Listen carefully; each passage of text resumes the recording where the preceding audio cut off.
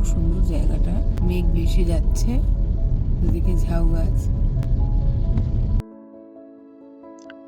নমস্কার, আশা করি সবাই ভালো আছেন। বেঙ্গলি মম পিয়াস ভিডিও ডায়েরি নতুন একটি ব্লগে সকলকে জানাই অনেক অনেক স্বাগত। আজ আমাদের মেঘালয় ট্রিপের ডে 3 এবং সর্বশেষ দিন। সকাল সকাল ব্রেকফাস্ট করে আজকে আমরা বেরিয়ে পড়লাম চেরাপুঞ্জির উদ্দেশ্যে। চেরাপুঞ্জির আগে হয়তো ব্লগ আপনারা দেখে থাকবেন আমার চ্যানেলে, তবুও জুলাই মাসে আসার অভিজ্ঞতাটা অন্যরকম। ডেন্স ক্লাউডের মধ্যে দিয়ে গাড়িগুলো চলেছে, বৃষ্টি পড়েই যাচ্ছে অঝোর ধারায়, ডেন্স ক্লাউড আর এত সুন্দর একটা ভিউ।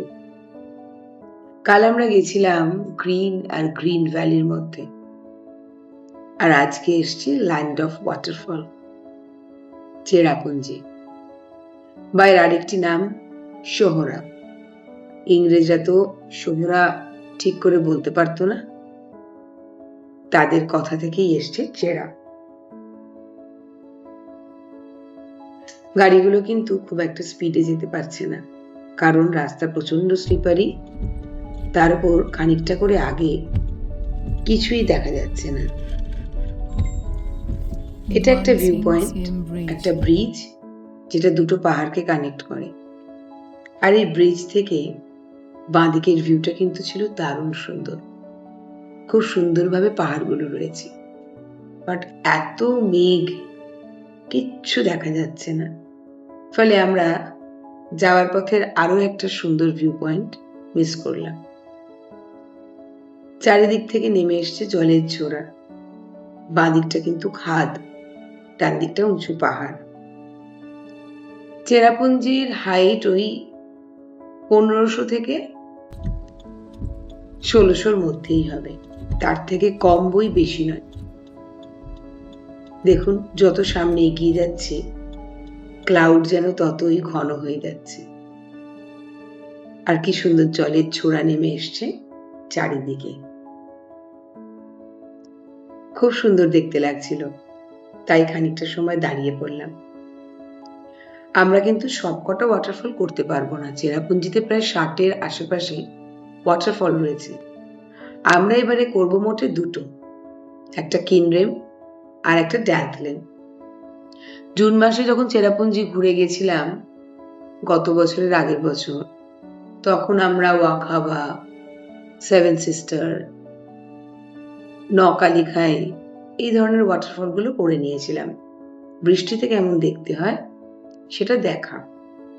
কিনরেমটা এই জাস্ট 2 মাস আগে, মানে এপ্রিল মাসে এসে করে গেছি মা বাবার সাথে। তখনই মনে হয়েছিল বৃষ্টির সময়টা ভয়ঙ্কর রূপ নেয়, সত্যিই তাই।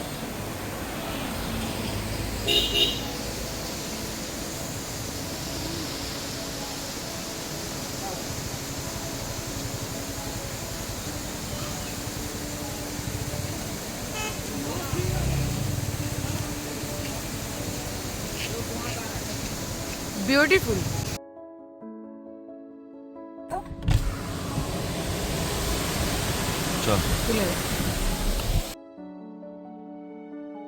গাড়িগুলো আসলে এগোতে চাইছে না, গাড়ি থেকেই মানুষ এই ওয়াটারফল গুলো দেখে উপভোগ করতে চাইছে। এখনো কিন্তু কিনরেম আসেনি, এটা কিনরেমের আগে একটা জলের ঝোড়া, যেটা এপ্রিল মাসে কিন্তু খুব হালকা হয়ে পড়ছিল, বাট এখন এটা খুব জোরে পড়ছে।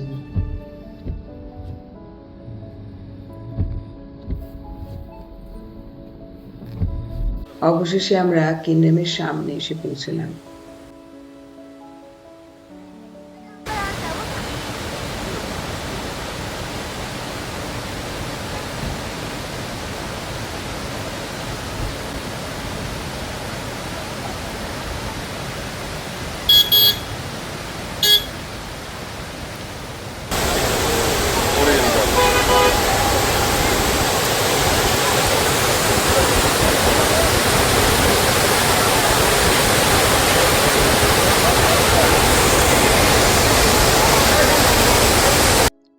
এই যে ওপরে দেখছেন যেখানটা মেঘ হয়ে আছে, খুব ভালো করে লক্ষ্য করুন, ওখান থেকে জলটা কিন্তু পড়ছে,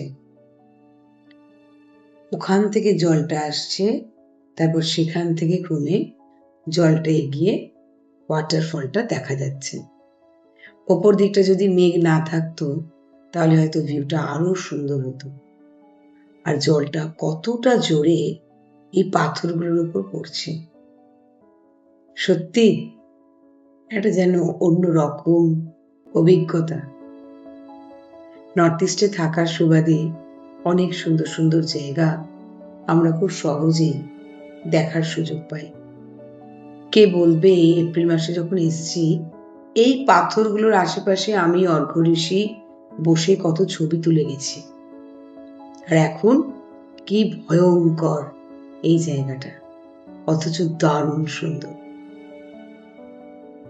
আমার জামাটা সম্পূর্ণ ভিজে গেছিল ওয়াটারফলের জলে, কিন্তু তাতেও আমাদের মন ভরেনি, ছেড়ে যেতে ইচ্ছেই করছিল না। কিন্তু কি করব, ড্যান্থলেনটাও দেখার খুব ইচ্ছে।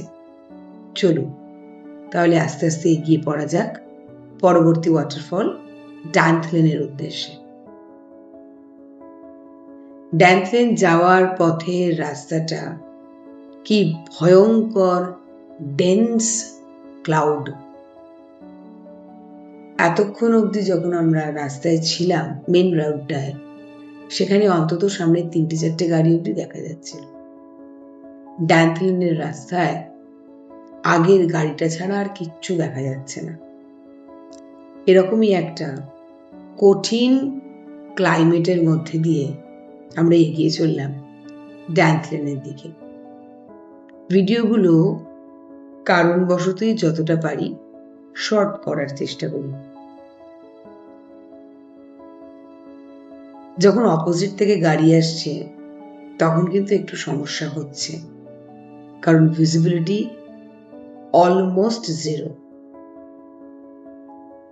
ড্যান্থলেনের ওয়াটারফলটা খুবই সুন্দর, এ কথা অনস্বীকার্য, কিন্তু খুব রিস্কি। সেটা অবশ্য ওয়াটারফলটার কাছে গেলেই আপনারা বুঝতে পারবেন। এই ব্রিজটা ক্রস করেই বাঁদিকে গাড়িটা পার্ক করে আমাদের হেঁটে হেঁটে যেতে হবে ওয়াটারফলটা দেখতে।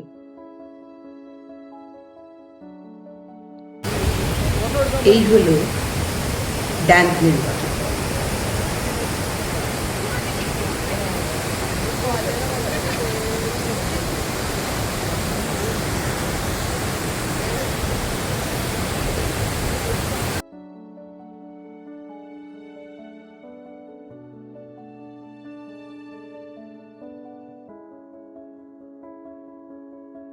খুব সুন্দর আনডাউটেডলি, কিন্তু খুব রিস্কি এই ওয়াটারফলটা।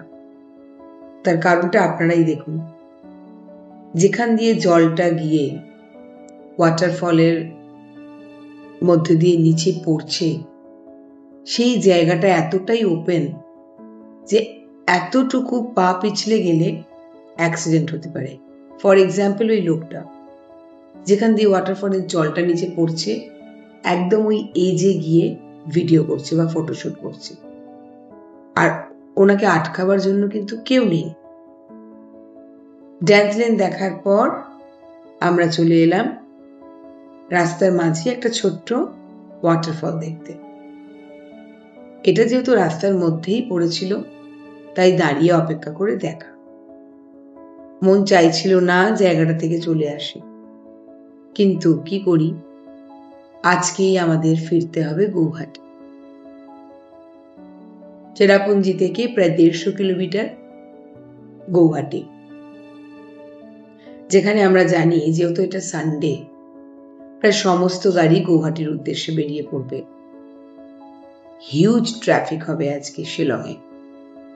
আর ঠিক তাই, ট্রাফিক ক্রমশ এতটাই বেড়ে গিয়েছিল যে রাস্তাটা আমাদের 1 ঘন্টায় আসা উচিত সেই রাস্তাটা আমরা 2-2.5 ঘন্টায় এসছি।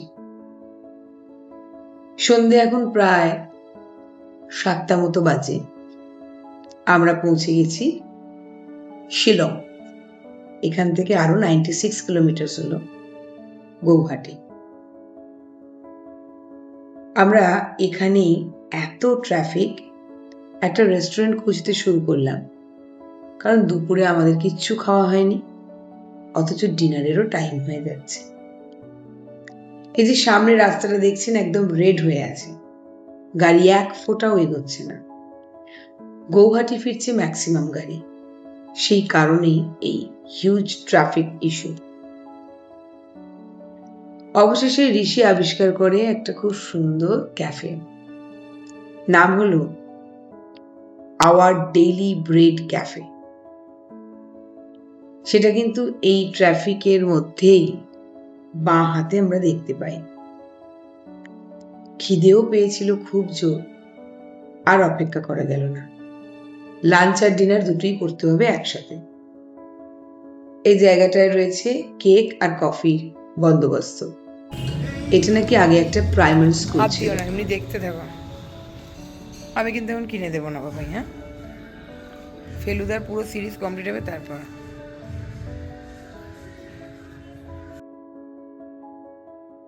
এবার চলে এলাম আমরা ক্যাফেটার মধ্যে।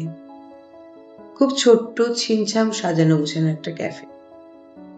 আমরা অর্ডার দিয়েছিলাম fish and chips, pizza, chicken দেওয়া অবশ্যই, চিজ কেক, চা ছিল আমাদের, আর ছিল হোয়াইট সস চিকেন পাস্তা। এই দিয়েই আমাদের খুব সুন্দর পেট ভরা খাবার হয়ে গেল। খাওয়া শেষে 3টে চিজ কেক প্যাকিং করে নিয়ে সন্ধ্যে 8:30টার সময় আমরা শিলং ছেড়ে বেরিয়ে পড়লাম গৌহাটির উদ্দেশ্যে। 3 ঘন্টার পথটা অবশ্য সেদিন 4 ঘন্টায় ফিরেছিলাম, কারণ গৌহাটির কিছু জায়গায় ওয়াটার লগের জন্য গাড়ি ঘুরিয়ে দেয়। ব্লগটা তাহলে এখানেই শেষ করছি। দেখা হবে আশা করি খুব শীঘ্র নতুন কোনো একটা ব্লগে। সবাই ভালো থাকবেন। টাটা।